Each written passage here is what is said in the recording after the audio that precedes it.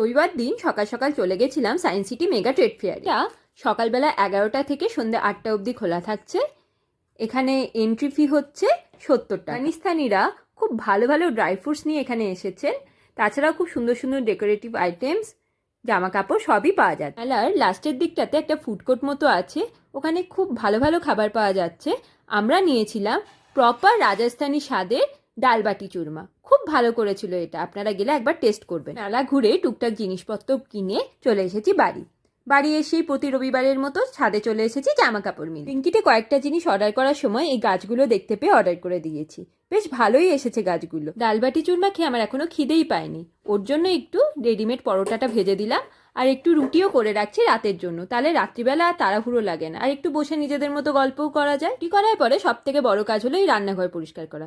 ঝটপট সেটা সেরে নিয়ে এবার বসবো কি কি কিনলাম সেটা নিয়ে। ট্রেড ফেয়ার থেকে প্রতিবারই আমি তাল মিষ্টি কিনি, এবারও কিনেছি, তবে এটার সঙ্গে দারচিনি এলাচ সব মিক্স করা আছে, ঠান্ডায় বেশ কাজে দেবে। সঙ্গে ড্রাই ফ্রুটস তো নিয়েছি, আর নিয়েছি ক্রকারি সেটটা, এগুলো 649 করে কিলো।